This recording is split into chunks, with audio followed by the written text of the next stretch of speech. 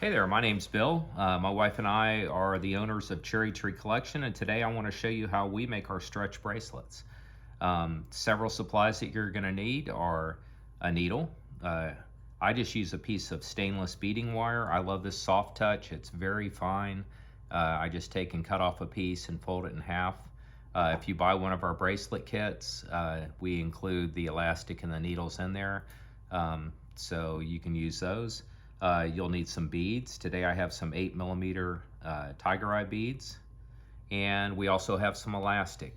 This is the brand that we use. It's made in Korea, but you can also use one of the local brands like Stretch Magic. It's a great product. It works well also. So let's get started. First thing you want to do is pull off a piece of elastic, maybe 18 to 24 inches long. We buy it in large rolls, as you see, but we make a lot of bracelets. You're going to take that and you're going to find the center point, so about the center. So you'll have two tails there and you'll have a loop here. Now the first thing we're going to do is to stretch this, or pre-stretch it. And that's important because when you pull this over your hand, your bracelet, it's going to stretch it out, and if you haven't pre-stretched the elastic, it can lose some of its elasticity that first time, and then it won't pop back to its original shape, which you want. So take that and just pull it hard. And you can't see maybe how far I'm pulling it, but I'm pulling it a long way out there. And you'll feel it stop there at the end. All right, that center point, that loop, we're going to put our needle through. And let's start stringing on our beads. You know, I know for mine, for an 8mm bracelet, I generally need 24 beads.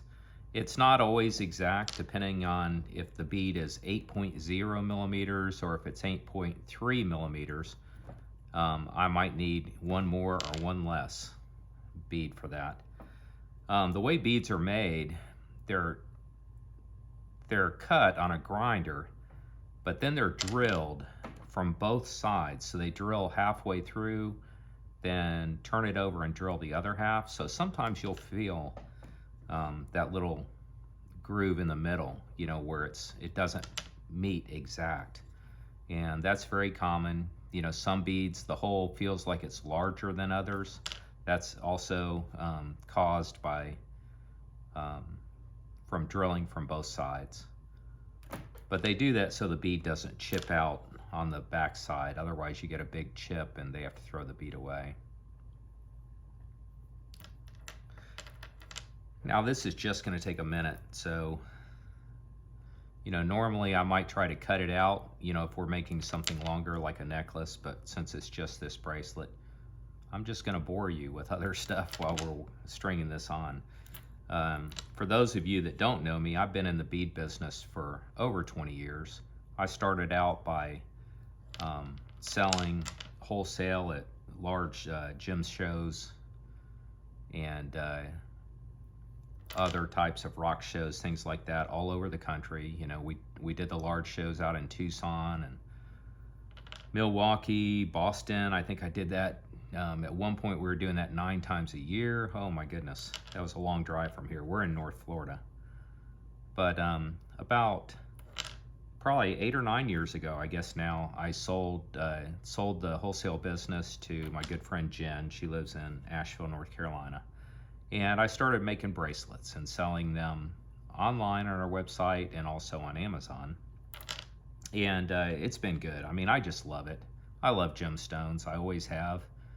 I guess the first time I got interested, my parents took me to some gem mines up in North Carolina. And we hunted for aquamarine, and that was just so fun. And I was addicted. And then in college, I was into rock hounding, or after college, I guess, when I took my first job in Houston.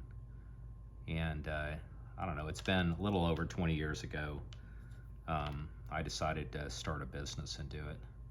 I've loved every minute, to be honest. I still get excited when I find a new gemstone type, or if I find, you know, some really beautiful specimens, you know, I just love them. All right, this is the last bead. Can you tell I'm old and I can't see very well?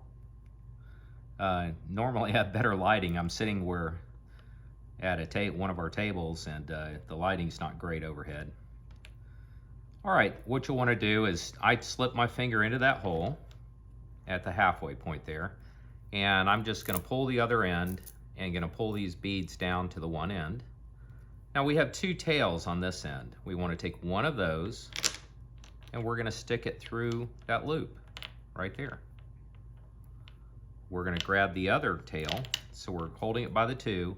You can see that this loop has a lot of slack there, and we're going to pull these two ends. You can see that that pulled up. You don't want to pull too tight. Okay, this is a perfect time to test the length of your bracelet. So I'm going to slip it over my wrist. Of course, it fits perfect because I knew beforehand how many beads I needed.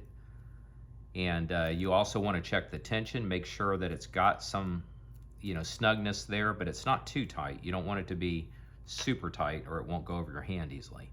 Okay, we're going to tie our first knot, which is just an overhand knot. My first knot, I always go left over right. I guess I'm left-handed. That's how I learned. The second one, you want to go right over left. So we're going right over left. And this time we're going to go through 2 times. This is called a surgeon's knot. So I just went over that loop 2 times and I pull it up snug. Now we're going to do a third knot, and we're going to go left over right again. So you switch it, and again we're going to go through 2 times. And we're going to pull it up snug. Okay, the bracelet is more or less complete. The knot is complete. Now what we want to do is, it makes it look so much nicer to pull it up into the bead. Now you can see that this side here, hopefully you can see this, has the loop. We want to pull it toward that side, otherwise it'll just slide down.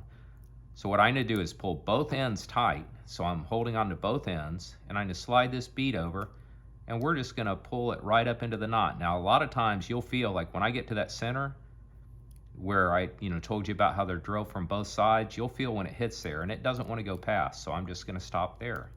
Now we want to cut our 2 tails off, so I pull a little bit of tension on those. I use fingernail clippers, you can use scissors.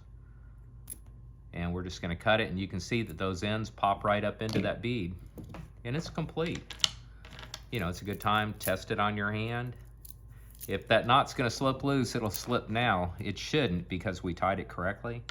And honestly, I've been wearing bracelets every day for probably 10 years, and I think I've had one bracelet come apart, and I don't think it broke. I think my knot just slipped.